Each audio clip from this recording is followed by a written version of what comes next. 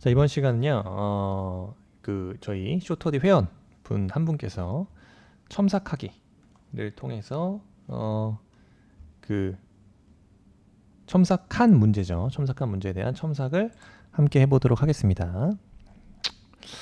그래서 먼저 문제부터 볼게요. 자, 이 문제였고요. 자, 갑은 2014년 7월 1일에 자신의 토지를 10억 원에 매도하는 매매 계약을 을과 체결하면서 계약금은 매매 대금의 10%인 1억입니다. 1억, 계약금 1억. 근데 을은 계약 당일에 1천만 원만 지급하고 나머지 9천은 일주일 후 2014년 7월 8일 갑의 은행 계좌 송금하기로 했다. 그런데 일단 계약금 일부죠. 계약금 일부 1천만 원을 받고 난 다음 날인 7월 2일에 갑자기 자신의 매도한 토지가 시세 2배로 급등한다는 정보를 듣고 곧바로 매매 계약을 해지하겠다고 통보한 사안입니다. 통고를 받은 을은 갑의 통고를 무시하고, 그죠? 즉시 얘도 뭐 알아. 9천만 원을 갑의 계좌로 송금했다. 네, 송금한 사안. 그런데 갑은 자신이 수령한 계약금 1천만 원의 100인 2천만 원을 을에게 지급하면서 계약 해지를 주장한다. 타당한가요? 에 대해서 문제였습니다. 지금 요 아이디를 쓰신 분이 쓰신 내용이고요.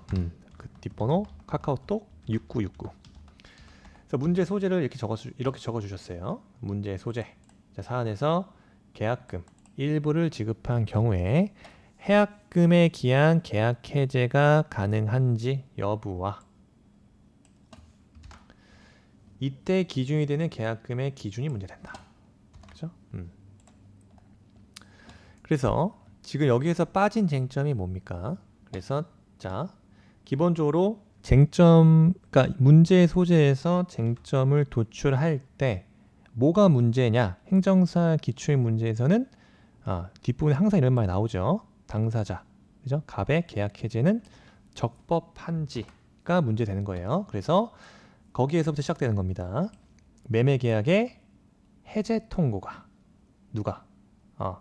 지금 갑이 해제 통고를 했음에도 불구하고, 그죠?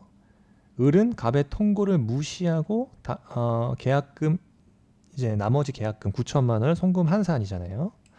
따라서 매매 계약의 해제 통고 자체가 갑의 을에 대한 해제 통고 자체가 적법한가의 문제입니다. 그래서 갑의 계약 해제 적법한가에 대해서 어떻게 볼 수 있다?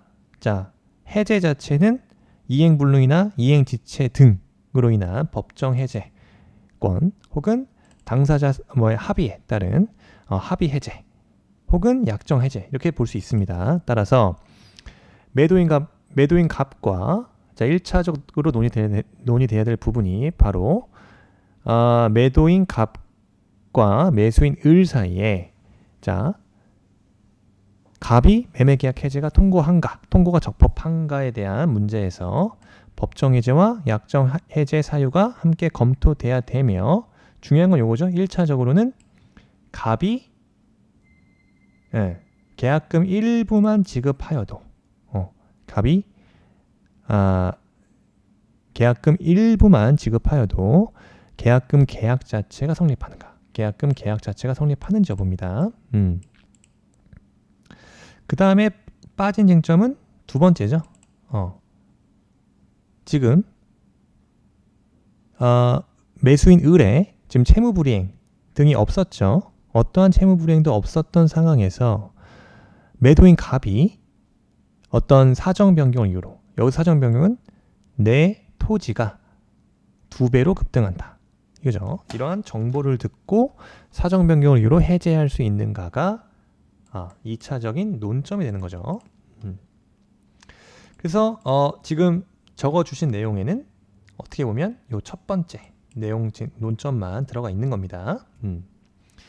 조금 너무 디테일하게 들어가신 것 같은데 어쨌든 문제의 소재는 소위 뭐가 쟁점이 되는가만 건드려주면 되는 거예요. 그래서 결론적으로 갑의 해제 통고 자체가 적법한지 여부인데 이에 대해서 계약금 자체 일부만 지급하여도 그죠? 매수인, 을에 계약금 일부만 지급하여도 갑과 을 사이에 계약금 계약 자체가 성립하는지. 그 다음에 매수인의 채무 불이행이 없어도 매도인 갑의 사정 변경으로 그 계약을 해제할 수 있는지 여부가 문제된다 이겁니다. 그래서 여기서 문제가 되는 것은 자, 두 번째 쟁점을 해약금에 기한 계약의 해제 이렇게 적어주셨어요. 네, 모범 답안에서는 여기에 먼저 법정 해제권, 법정 해제의 가능 여부와 그 다음에 합의 해제의 가능 여부에 대한 쟁점을 먼저 적어주시는 게 좋다. 왜? 법정 해제권을 위해서는 채무 불이행이 있어야 된다. 근데 사안에서는 법정 해제는 성립되지 않죠. 왜? 이행지체, 이행불능 등과 같은 채무 불이행의 사유가 존재하지 않기 때문에 갑은 을에게 법정 해제권 행사할 수 없다. 요 정도 한 줄 정도 적어 주셔야 됩니다. 그 다음에 색깔 좀 바꿀게요. 이렇게 색깔을 좀 바꾸고 세 번째 쟁점 합의 해제가 가능하냐. 합의 해제가 뭐죠? 당사자 사이에서 계약을 해제하기로 하는 당사자 간의 새로운 계약을 말한다. 즉 해제를 위한 당사자 사이에 의사의 합치가 있어야 되는데 사안에서 그 을은 갑의 해제 통고를 무시했죠. 무시하였으므로 합의 해제에 대한 의사의 합치가 존재하지 않기 때문에 갑은 을에게 합의 해제 주장할 수 없다. 간단하게. 그 다음에 요겁니다. 세 번째. 해약금에 의한 계약 해제라기보다는 이거 어떻게 써야 되겠죠? 어떻게 하죠? 약정 해제권의 행사 가능 여부가 되겠죠? 통일성 있게. 요거는 요렇게 써주는 게 좋겠습니다. 약정 해제권. 목차도 목차 4로 바뀔 것이고요. 해제권의 가능 여부 이렇게 적어주시면 되겠습니다. 그래서 여기에서 왜 약정 해제권 행사 가능 여부에서 첫 번째 쟁점에서 해약금 의의 좋습니다. 어떻게 보면 해약금 자 민법 565조 뭐라고 나와 있죠? 계약금 자체 요 말이죠. 계약금은 해약금으로 추정된다.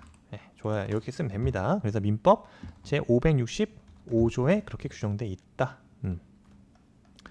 민법 제 565조에 계약금, 해약금 추적된다. 따라서 뭘 빠졌죠? 자, 따라서 당사자 일방의 이행의 착수가 없는 한 뭐 할 수 있다? 여기 나와 있네요. 자, 해약금에 의한 계약 해제 이렇게 쓰셨네. 자, 해약금에 의한 계약 해제. 따라서 당사자 일방 이행이 있기 전까지 계약금을 교부한 자는 포기하고 그죠? 수령한 자는 배액을 상환함으로써 계약 해제할 수 있다. 좋습니다. 예, 맞아요. 그래서 당사자 일방의 이행의 착수가 없는 한, 이행의 착수 전까지죠.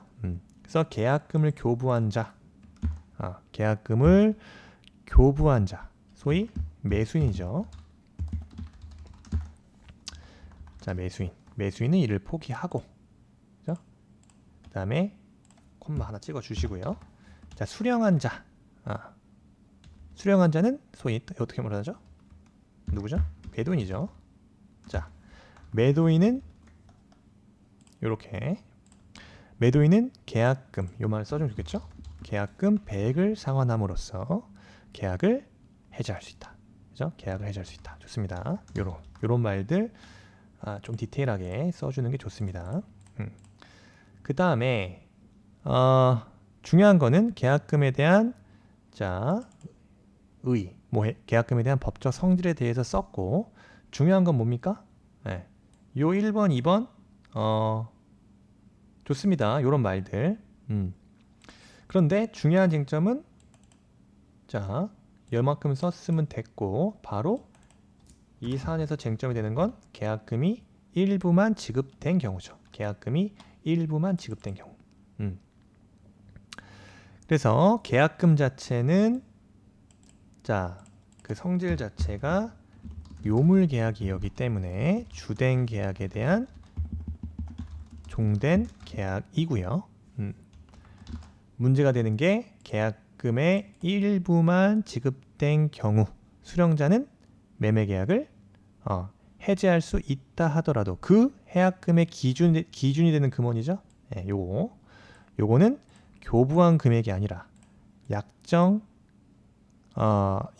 계약금이다. 네, 약정 계약금이라 보는 것이 타당하다. 요것도 이제 판례 입장이고요. 자, 그래서요. 판례도 이렇게 나와 있죠. 여기.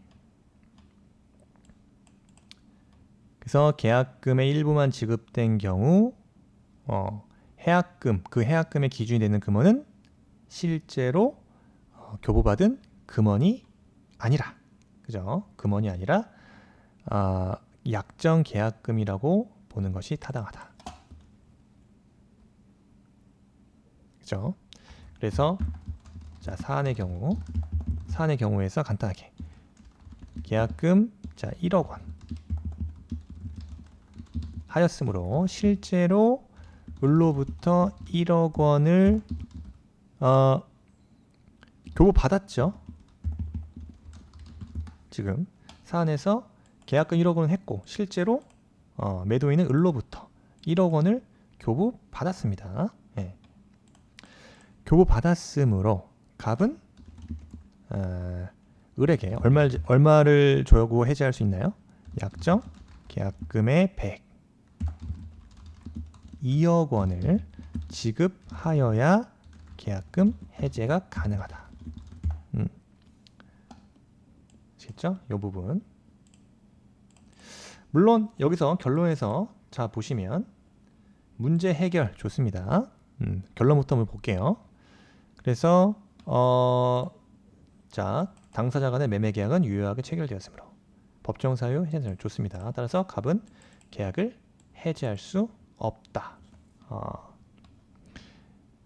그죠? 해지할 수 없다. 해지할 권리가 없죠. 그래서 법정 해제 사유도 없고 약정 해제 사유도 발생하지 않는다. 왜? 여기 계약금 1억 원을 지급하였으므로 해약금에 의한 계약 해제를 하려면 이거 무슨 말이에요? 약정 해제를 하기 위해서는 그 기준이 되는 금원 자체는 약정 계약금이다. 소위 1억 원이 되는 거죠. 그래서 2천만 원이 아니라 약정 계약금 1억 원의 배액인 2억 원을 지급하고 계약 해지할 수 있다 이겁니다. 좋습니다. 여기까지 좋아요. 네. 근데 빠진 쟁점이 뭐라 그랬죠? 네. 빠진 쟁점은 바로 지금 4번 문제 해결 사이에 5번 사정 변경을 이유로 한 해제 가능 여부가 빠졌다. 이건 이제 판례 입장을 아냐에 대한 문제예요. 판례 입장을 아냐. 그래서 자 목차를 잡을 때 사정 변경 이유로 한 해제권의 성립 요건인데요. 자 판례 입장 그대로 가져오겠습니다. 판례 입장 한번 읽어보고 정리를 해야 되기 때문에 요거죠.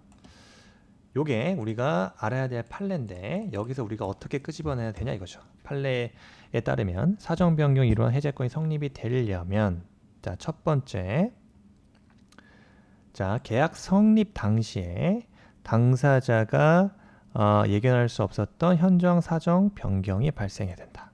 그죠? 그러한 사정의 변경은 해제권을 취득하는 당사자에게 책임 없는 사유로 생긴 것이어야 한다. 그리고 계약 내용의 구속력을 인정하게 된다면 신의 측에 현저히 반하는 결과가 생기는 경우 계약 준수 원칙의 예외로서 인정되는 것이다. 그죠? 여기서 말하는 사정이라 함은 또 어떻게 해석한다? 계약의 기초가 되었던 객관적인 사정으로서 일방 당사자의 주관적 또는 개인적인 사정을 의미하는 것이 아니다. 입니다. 또한 계약 성립에 기초가 되지 아니한 사정이 그 후 변경되어 일방 당사자가 계약 당시 의도한 계약 목적을 달성할 수 없게 됨으로써 손해를 입게 되었다 하더라도 특별한 사정이 없는 한 그 계약 내용 효력을 그대로 유지하는 것이 신의 측에 반한다고 볼 수 없다. 그래서 이 판례 입장에 따르면 계약 사정 변경으로 인한 성립 요건에 대해서 우리가 쓸 수 있는 정도의 양을 줄여야겠죠. 자, 판례 입장에 따르면 계약의 기초가 되었던 객관적 사정이 변경되었을 것입니다. 그래서 조금 더 덧붙이자면 이건 뭐라 그러는다? 객관적 사정이라는 것은 일방 당사자의 주관적 개인적 사정을 의미하는 것은 아니다. 네, 요거 잘 기억하시고요. 두 번째 요건으로서 법률행위 당시에 당사자 쌍방의 귀책 사유가 없었을 것입니다. 자, 세 번째 요건으로서 법률 행위 당시 당사자 쌍방의 예견 가능성이 없었을 것이어야 되는 거죠. 그 다음에 마지막보다 신의칙 내지 공평의 원칙에 반하는 결과가 되어야 된다. 즉 법률 행위의 구속력을 인정할 경우, 그죠? 요 부분 나와 있죠. 인정하게 되면 신의칙 내지 공평의 원칙에 반하는 결과가 초래할 것이에요. 그래서 사정 변경을 이루한 해제권의 성립 요건에 대한 이 판례 입장을 잘 기억하셔야 된다 이거죠. 요거 모범 답안에는 요 판례가 빠졌는데 요거 하나 판례 추가해 주시면 좋습니다. 그래서 자, 사안의 경우죠. 여기서 문제가 되는 것은 바로 뭐였죠? 시가가 토지 시세가 자신의 매도한 토지 시세가 2배로 급등한다는 정보입니다. 그래서 여기서는 판단을 하시면 돼요. 시가가 2배로 급등할 것이라는 사실만으로 계약을 해제할 만한 사정 변경이 발생했다고 볼 수 있을까요? 사정 변경에 해당된다고 볼 수 없다. 이렇게 보겠죠. 그래서 갑은 을에게 사정 변경을 이유로 한 계약을 해제할 수 없다라고 정리하시면 되겠습니다. 그래서 문제 해결에서 지금 5번째, 6번째로 가야겠죠? 자, 사안의 해결. 문제 해결, 사안의 해결 좋습니다. 문제 해결에서 결론은 자, 이렇게 써도 되지만 그냥 한 줄만 마무리해도 된다. 따라서 그러므로 어떻게 쓴다? 사안의 경우 매도인 갑에게는 매매 계약을 해제할 수 있는 권리가 존재하지 않는다. 따라서 매도인 갑의 매매 계약 해제는 허용되지 않는다 입니다. 그렇죠? 이렇게 쓰는 게 모범 답안스럽다 이거죠. 그래서 지금 빠진 쟁점은 요게 누락된 거죠. 요 쟁점 하나 누락됐다. 자, 그러면 이 40점 줬잖아요. 출제 위원분께서 채점을 매길 때 어떻게 보냐 이겁니다. 그래서 각각의 쟁점에 있어서 점수를 40점을 문제의 소재에서 뭐 한 5점 정도, 나머지 정도, 그다음에 조금 중요한 쟁점에서는 뭐 7점에서 8점 주겠죠. 특히 요거 네 번째 쟁점이에요. 약정 해제권 행사 가능 여부. 이거는 한 7, 8점 이상 줄 수 있다 이겁니다. 그 다음에 마찬가지로 중요했던 쟁점이 계약금 일부를 지급했을 경우입니다. 그죠? 그래서 약정 해지권 행사 가능 여부에서 해약금에 대한 성질, 계약금 계약, 그죠? 계약금의 법적 성질과 일부만 지급했을 경우, 이 계약금 계약의 성질은 소위 주된 계약에 대한 종된 계약이다. 따라서 계약금 일부만 지급된 경우, 자, 수령자는 매매 계약을 해제할 수 있다 하더라도 그 기준은 실제로 교부받은 금원이 아니라 뭘로 본다? 약정 계약금이다. 요거 잘 쓰셨죠? 여기서는 뭐 7점 중에 뭐 그렇게 깔 점수는 없다고 보여져요. 근데 이게 누락됐잖아요. 그죠? 사정 변경을 위한 계약 해제 가능 여부에서도 뭐 많게는 7점, 5점에서 7점을 줄 수 있는데 아예 안 썼기 때문에 그냥 까이는 거죠. 여기선 점수를 드릴 수가 없다 이겁니다. 쟁점이 누락되기 때문에. 그죠? 그 다음에 나머지 문제 해결에서도 뭐 3점에서 3점 정도 점수가 배당이 되겠죠.